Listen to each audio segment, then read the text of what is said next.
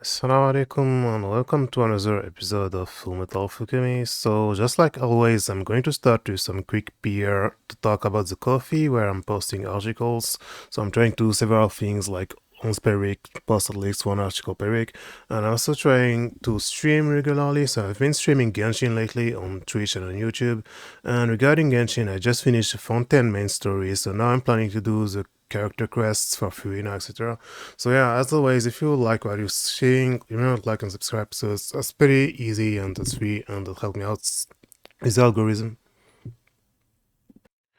So just like every Mondays, Koei Tecmo has been releasing a new character for Venus Vacation Prism, and this time they reveal Elise is going to be in the game. So Elise is like one of the characters that got added to Venus Vacation like maybe 2 or 3 years ago, and she's kinda like very stereotypical, just like all the others. She's like a serious older Onesan, older lady type of character.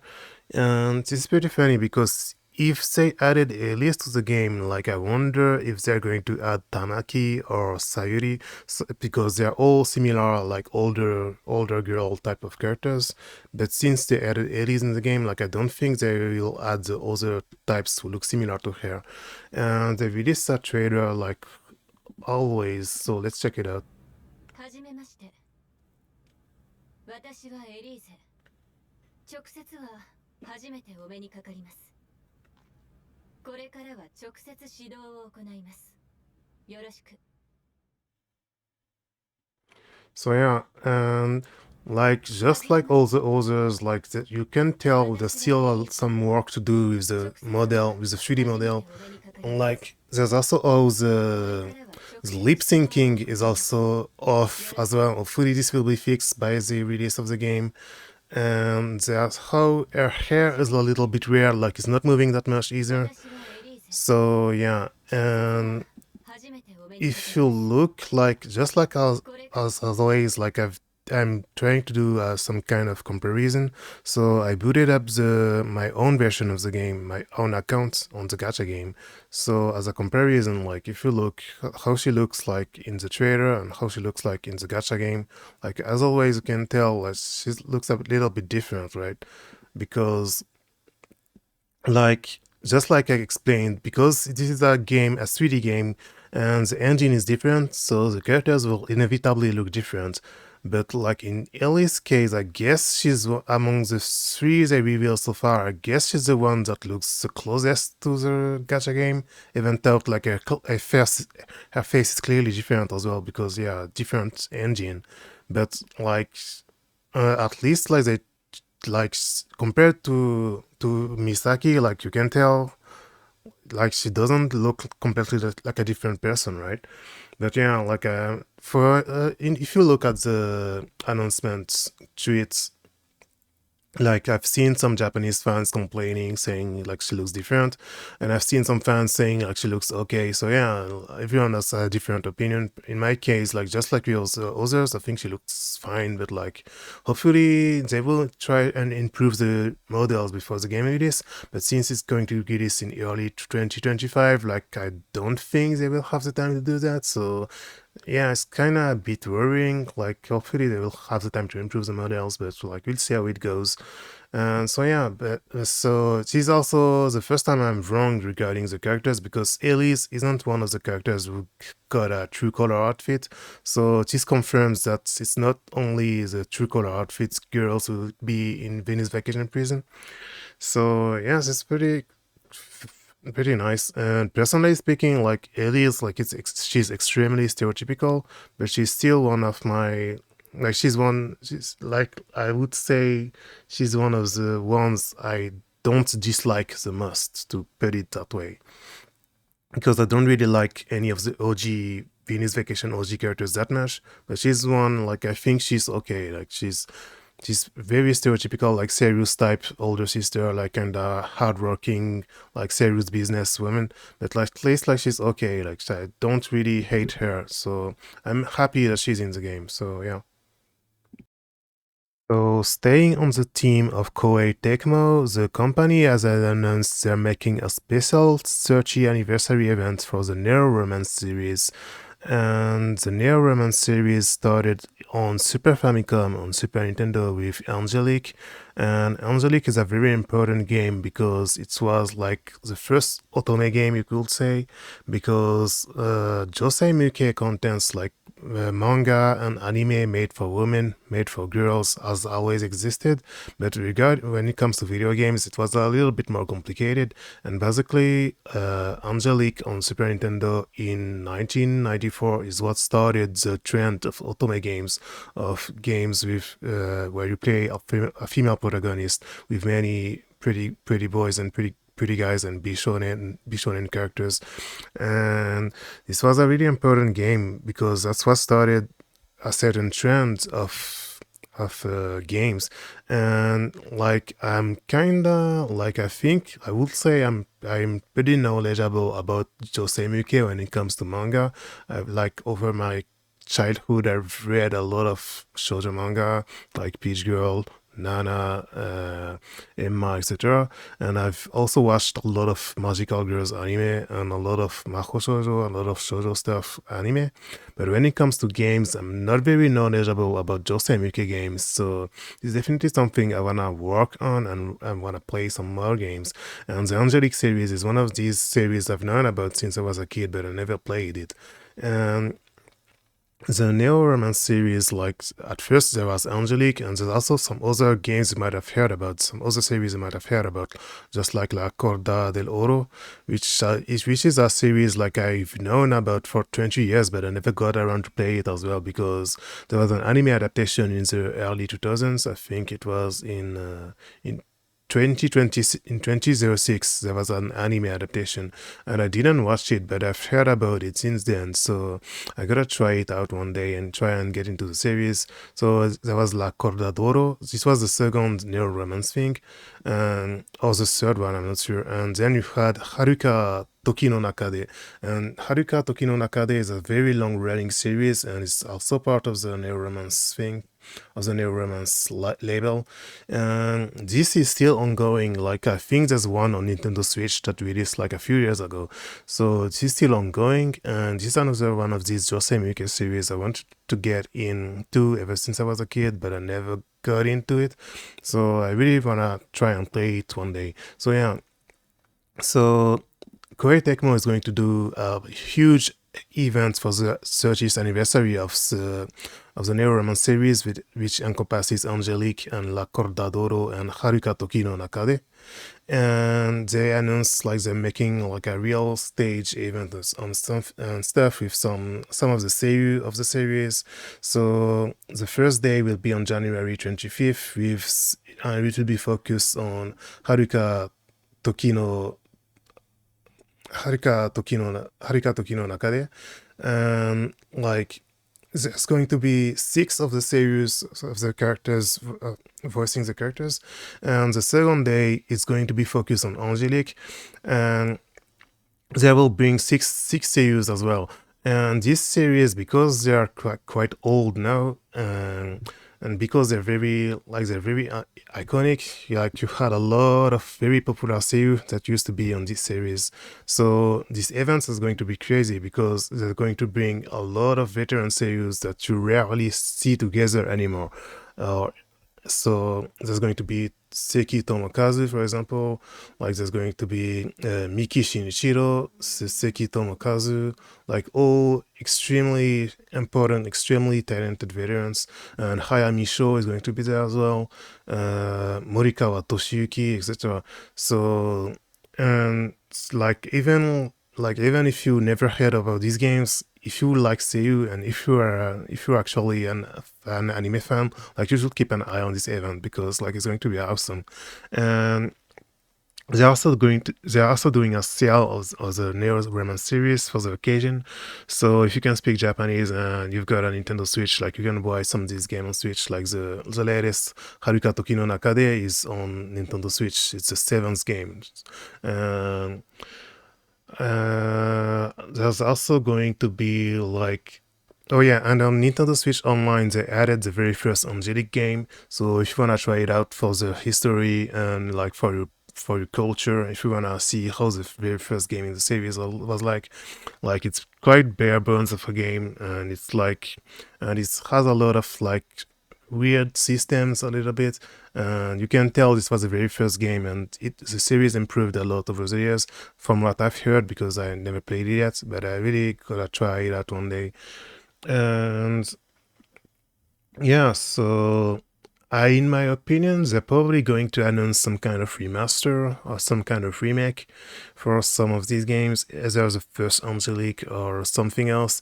Because if you look at what Konami has been doing lately, Konami, they release a brand new Toki Making Memorial Girls side, the Toki Memo games that are made with a female audience in mind, and it sold much better than their expectations. It was on Nintendo Switch, and so what they did is they did remasters of the first 3 Tokimemo Girls side games, and they worked really well, and they've sold quite well as well. So I'm assuming like Koei Tecmo are planning to do something similar, and they're probably going to announce some kind of remake or remaster of one Angelic game or something.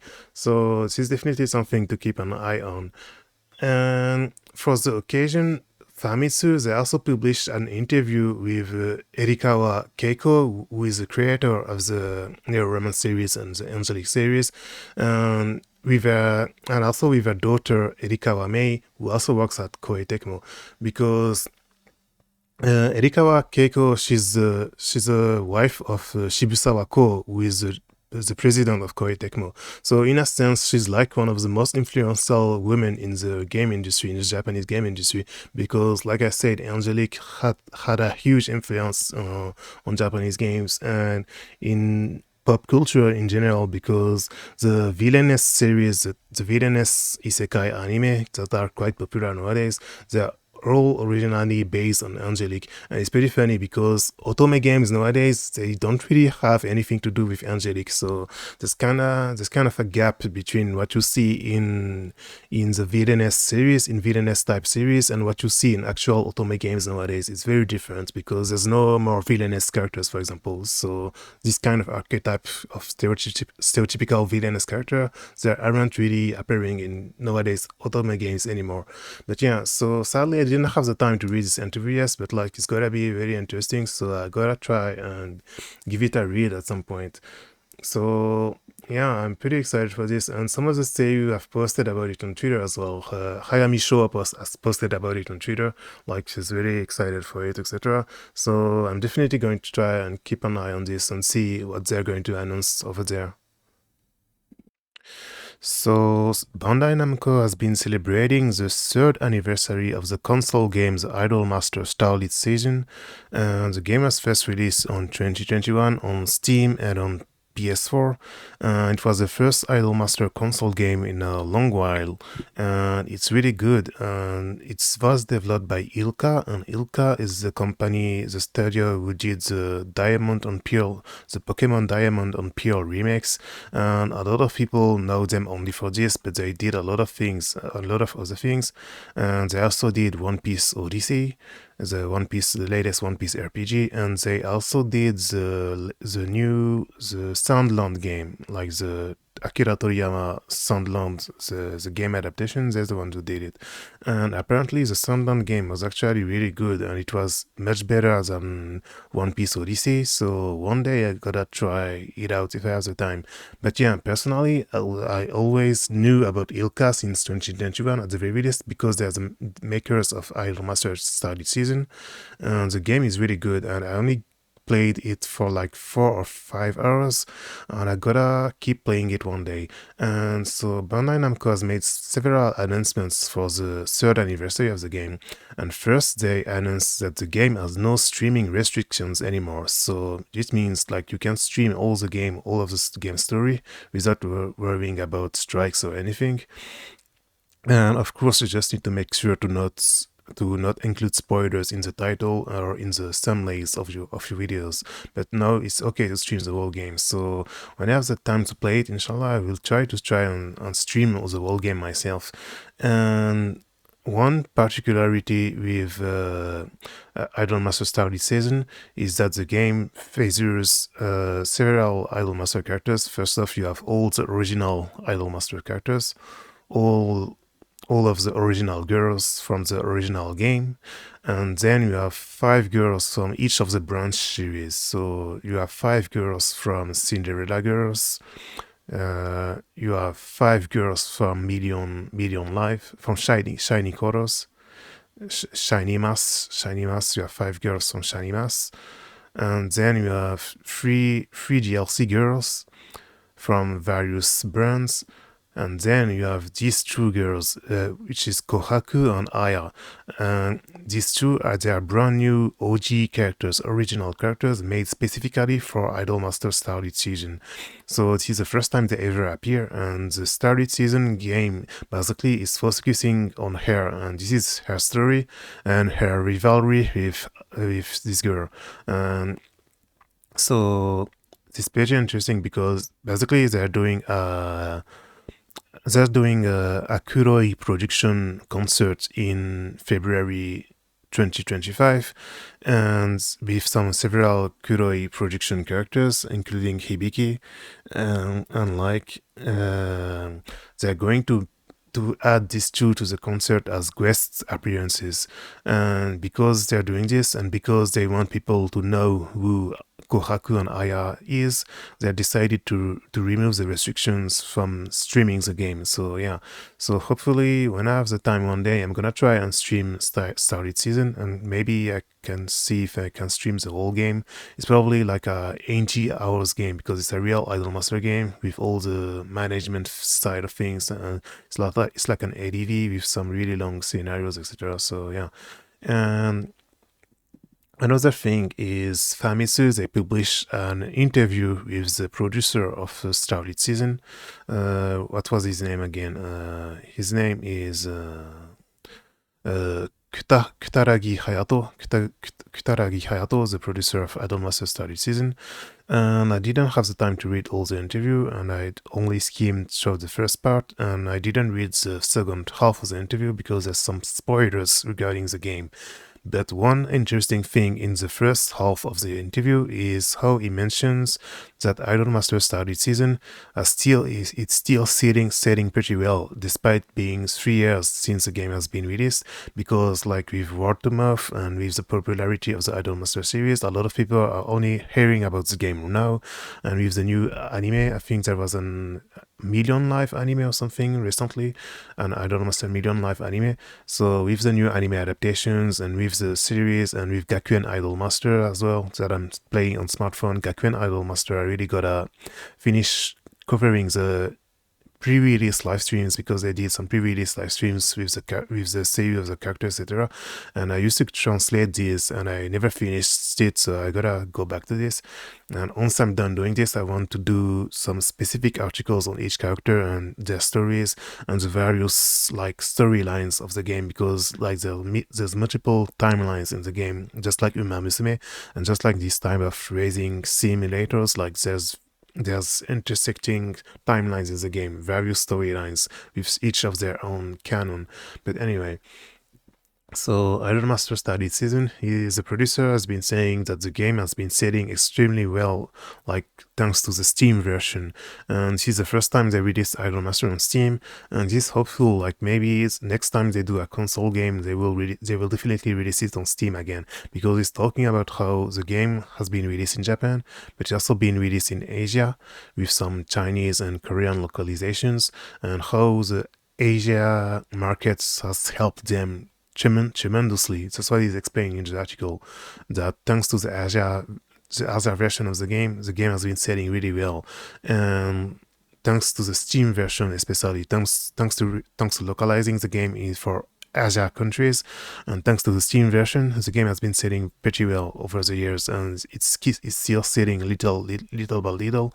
Idolmaster Starlit season is still selling little by little, so it is really cool. And hopefully one day maybe they will try to localize the games in English. But one thing for sure is next time they do a console game, they will definitely release it on Steam, because he's saying that the Steam version has been helping a lot, and the Steam version has been pulling a lot of work, and thanks to the Asia localization. And he's talking how the previous console game was Platinum Stars in 2016, and then Stellar Stars in 2017, both released on PS4 only. And while these games were localized, they didn't sell as much as Starlit Season. And the reason Starlit Season is selling so much is thanks to its Steam release. And sadly, Starlit Season, the Steam release, you can only buy it from Asia. It's region locked. So sadly, even like, because right now the game is on sale, right? Thanks to the third anniversary, the game is 60% off. So you could try and buy the Steam version, but sadly it's region locked. So if I click here, it's telling me it's not in my region. See, so sadly it's region locked to Japan and to Asia. So if you're in Japan or if you're in Asia, you should try out the game. In my opinion, it's really, really good from what I've played.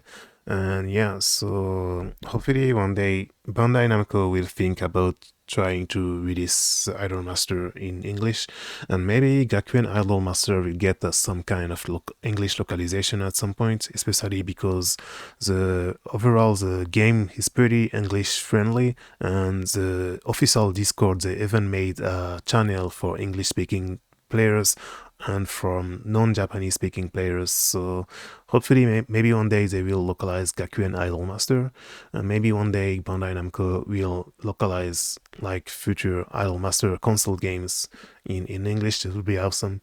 So yeah, and by the way, speaking of Idolmaster, my favorite has always been Azusa. She's my all-time favorite ever since I first heard about Idolmaster, like over 15 years ago now. And to be honest, I've never been that much into the series because I never watched Xenoglossia, I never watched the first anime adaptation, I never watched the second one as well, and I never really played the games or anything. So my plan is to play Starlit Season one day and then try to watch all the anime adaptations and try to really get into the series for real, and then get into Side M as well. I really wanna get into Side M as well and learn more about it. So yeah, that's all for Idolmaster. Oh, there's one indie game I really wanted to talk about. It's called Sugar Isogu, so called Class 07. Basically, Sugar Isogu, I heard about it like maybe a few months ago or something, maybe in July or in August or something. And it's a 3D beat 'em all with a really cute and strong girl. She's a really cute and strong school girl, and you just beat up people at school. So it looks really awesome, and the way she fights and stuff, she looks really cute and really, really cool. So I'm really excited for this game. And basically, it was called Sugar Isogu. And in a few days ago, they announced that they got a publisher and they changed the name of the game now. Now it's called Class 07. So yeah, sometimes I say Sugar Isogu, sometimes I say Class 07, but yeah, the actual name now is Class 07. Yeah, you've got a really cool Bancho like Sukeban like character. She's beating up people. Like it looks really awesome. So I want to talk about this for multiple reasons. First off, because the devs, they are from Akuni. I almost said Akuni, like I was speaking in Japanese. They're from a country called Brunei, and it's a global south country. And to be honest, like I never heard about this country before looking it up. And like I'm always very excited to see games from people from other places than USA and than Western Europe and other than Japan, because like there's a huge lack of representation, and there's a huge lack of diversity in the gaming industry, in the gaming's media, in games journalism, in the games media, and in culture in general. So I'm really excited whenever I see some people from other places and from places different than USA and than Europe making games. And they talk about it a little, like the developers, they talk about it a little, like they say most people won't know this, but running a game studio in our country is like finding water in a dry desert. Yet our producer doesn't take a simple no for an answer. She's one of the pioneers that locals look up to with an unrelenting drive to spark innovation. Yeah, she's a badass. So yeah, not only not only you have some people from Global South, but just it's even led by women. So I'm even more supportive of this game. So I really wanted to talk about it, and I'm really looking forward to it. So you should wish list this on Steam, and you should talk about it and retweet about it. And for now, they didn't say when it's going to be released, but like I'm willing to wait no matter how long it takes, because like this looks really awesome. Like it's not often you see a game just looks this cool. And yeah, and they talk about some of the inspirations as well. So yeah, you should follow them on Twitter, and they showed a lot of short gameplay clips like this. So you should follow them on Twitter, and you should wishlist the game. So Class 07 looks really really cool. See the way she kicks and all, it looks so nice, so cool. And you can use items and stuff like this. Is the kind of games like you don't see this kind of games anymore. This kind of beat them all where you can use tons of items, tons of different moves and kicks and stuff. So that's why I'm really excited for this game, like as a gaming boomer in a way. So yeah. So the last thing I wanted to talk about in this episode is, remember last time when I was talking about the Yamane Rihiro art book? So it turns out that Yamane Rihiro and Obari Masami, they're actually doing some events, some fan meeting events as well, to talk about their series and their work. And they announced a new one that's going to happen on October 27th at Loft Plus One. Loft Plus One is a kind of venue that always has this kind of niche events. Like I remember one of the many Prejurism and King of Prism events I translated on my old blog. It was at Love Plus One. And so yeah, and these events, they've actually been ongoing. Brave Lovers, this has actually been ongoing for several years, and they even have a YouTube channel with some digest versions of the events. So yeah, so you have Yamane Hirihiro here, and you have Obari Masami here. They often have some guests with them as well. One of the guests they often bring is Kabashima Yosuke. And Kabashima Yosuke also works with Obari on many things. He worked on Gravion, on the combining sequence, the Gattai sequence of Gravion. Like he worked on many things together with Obari. So he's also one of the people who often on these Love Plus One talks. Like I'm kind of sad I didn't know this existed, because now I gotta watch them, right? I gotta watch them and try to write something about them one day. And hopefully, like the next one that's going to happen on October 27th, hopefully some fans are going to publish some summaries on Twitter, so I'll be able to check what they talked about. But yeah, this is definitely going to be really interesting if you are a Mecha fan or if you are Saku Buta. Personally, I'm not really a Sakubuda, but like I do like mecha anime, of course. So yeah, and yeah, Kabashima Yosuke also did the transforming sequence, the henshin sequence for Kursoni in Sumapuri. Kursoni is one of my favorites. Thought I like Cure Beauty is the most. Cure Beauty is the most. Reika, she's my favorite. Reika is basically my favorite Purikura ever since Honoka in the original Futari Purikura series. So I really like Reika, but I do like Kursoni as well. And Kursoni, most likely she was voiced by Tano Asami, and Tano Asami, she used to be an MC on No Life, the French TV channel, the French Otaku TV channel that lasts from 2007 to 2018 or something. Like this channel had a huge influence on my life, and Tano Asami was there before she became a seiyuu, so that's actually how I knew her before she was in Smile Purikura. So that's why Kursani was one of my favorites, because I really like Tano Asami. And yeah, so Kabashima Yosuke also worked on the Ogin anime as well, on the Super Batwas Ogin anime as well. So yeah, he's been working with Obari on a lot of things. So I'm really hoping there's going to be some kind of summaries on the event, so I'll be able to check what they said. And I gotta catch up with the other older runs because there already did 2 of these events back in 2019. So I gotta watch these and then try to find some info, some reports, and some summaries of this one. So yeah, thanks for watching this another episode. Remember to like and subscribe. It always helps me out with the algorithm, and it's free if you can like and subscribe. Thanks for watching. Bye. See you later.